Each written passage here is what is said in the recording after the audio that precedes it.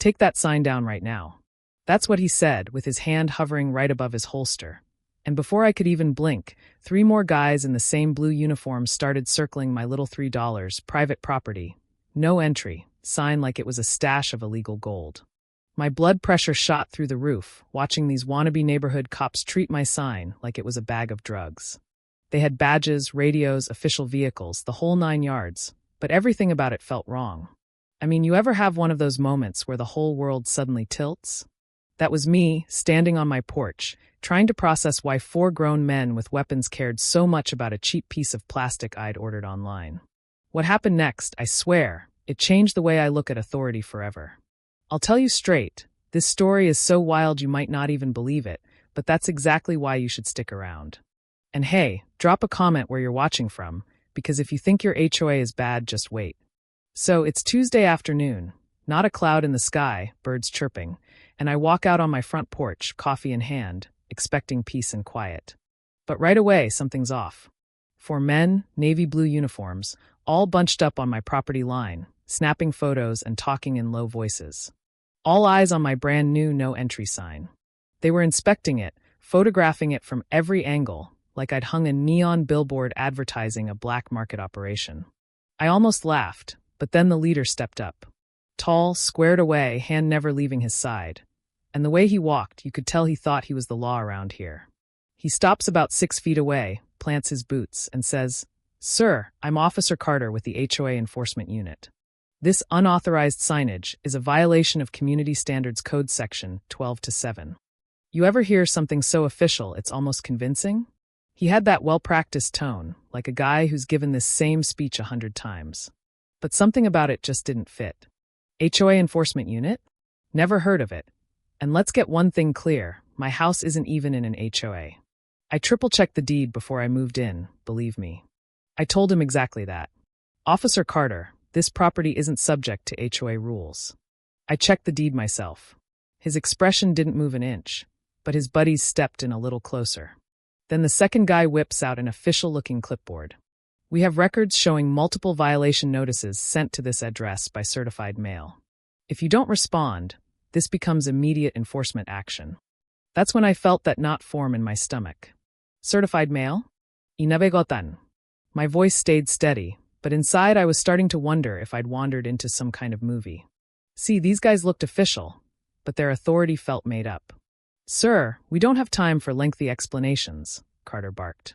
"The violation is clear, and we're authorized to take action."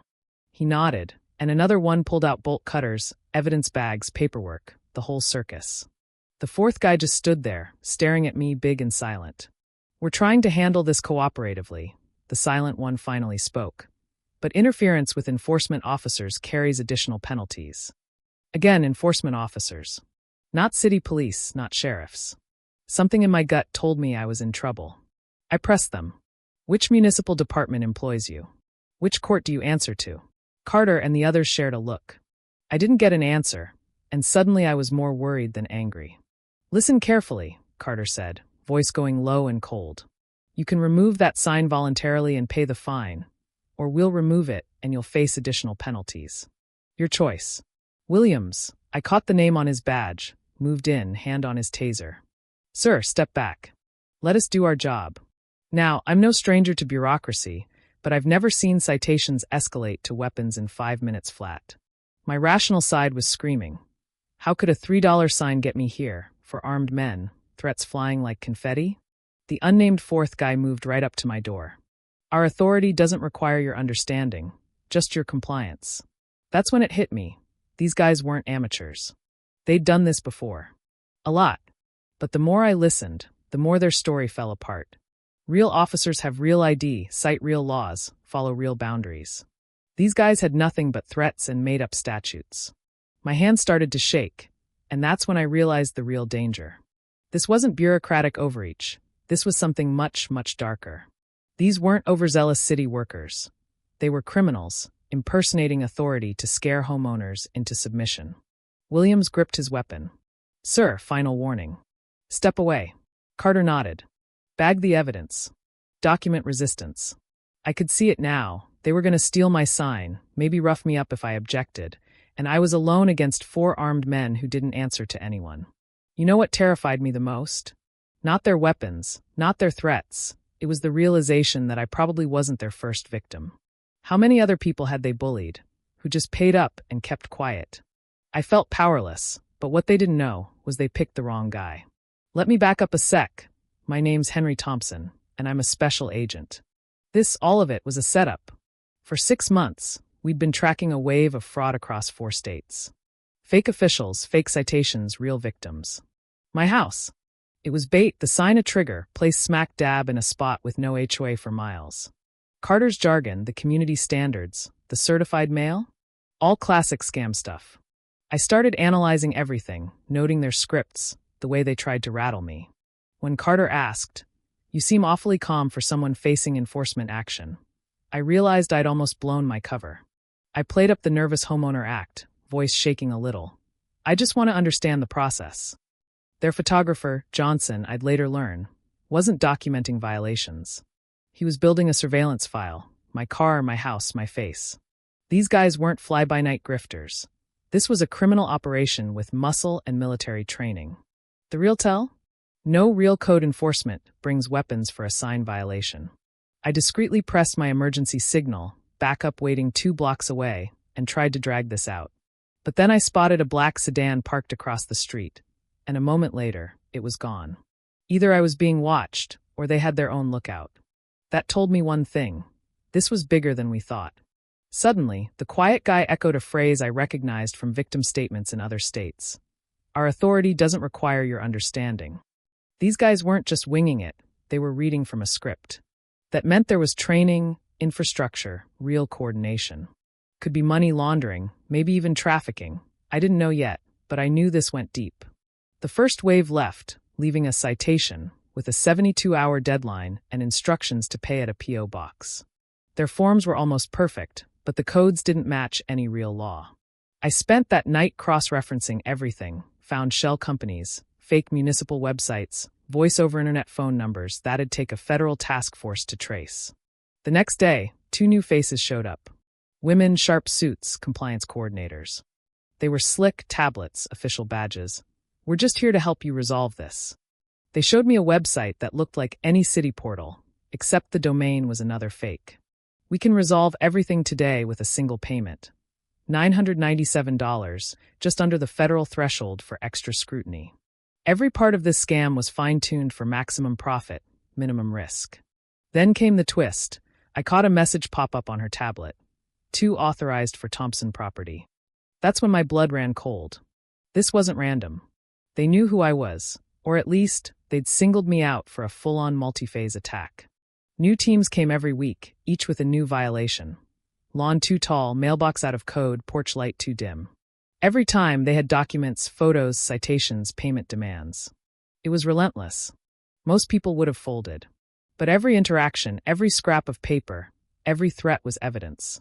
We ran financial forensics, digital tracing, started to see their whole infrastructure.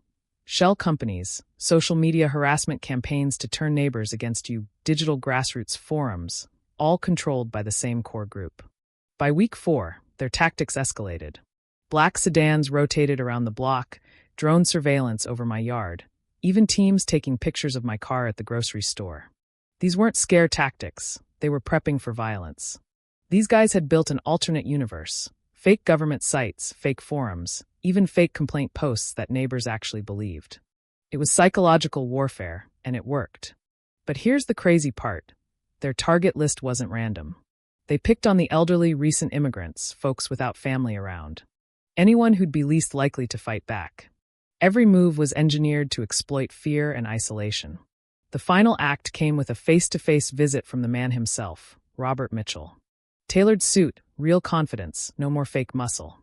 He offered to resolve everything for $1,500. No record, no fuss. If not, he threatened, enforcement would get unpleasant. It was a masterclass in good cop, bad cop. Except in real life, the bad cop had a taser and the good cop had a bank account in the Caymans. Mitchell gave me 24 hours to pay or face enforcement. The next day, 8 men showed up, all tactical gear and bad intentions. This wasn't about my sign anymore. It was about showing the neighborhood who really ran the street.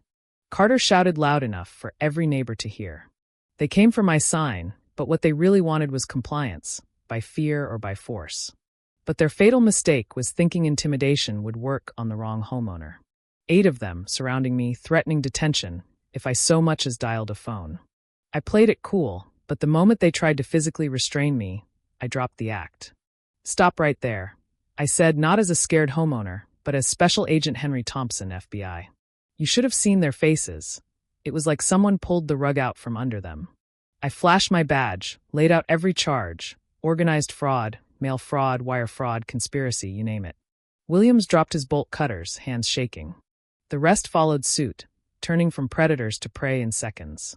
"You are all under arrest for conspiracy to commit federal crimes," I said. My backup, who'd been waiting for this moment, rolled up in unmarked vehicles, agents streaming out, neighbors gawking in disbelief. Mitchell tried to play innocent, but the evidence was airtight. We had 6 months of surveillance, financial records, fake sites, digital forensics, everything. The indictments came down hard. 23 defendants, $2.3 million in restitution, sentences from 5 to 15 years. Carter, real name Daniel Carter, got 8 years. Williams 10. Mitchell, the mastermind, 15 years plus asset forfeiture. The whole operation was just a front for a multi-state organized crime syndicate. In court, the stories of the victims broke everyone's hearts: seniors, immigrants, single parents. But justice was served, real justice, through the courts, not through threats or fear. We seized every asset, took down every fake site, and made sure every victim got their money back. Neighbors who once believed the fake complaints came to apologize. "I feel terrible for believing those posts," Ella from down the street said. "We just wanted a nice neighborhood." I told her, and everyone, that's exactly how these scams work, by turning good people against each other, by preying on our trust. Looking back, that $3 sign became the symbol of something bigger. It proved real authority stands up to bullies, and that in America, no one gets to run a neighborhood by fear. Months later, with the sun setting over my peaceful yard and that little sign still hanging proud, I knew we'd done more than just win a case. We'd taught an entire community, maybe even the country, how to spot fake authority and stand up for real justice. So let me ask you, if it was your property, your street, your family, would you pay the fine or fight back? Let's hear your stories. Drop a comment, share your thoughts on justice, on right and wrong, or any crazy experience you've had with authority. Because, trust me, when you stand your ground and do what's right, you never stand alone.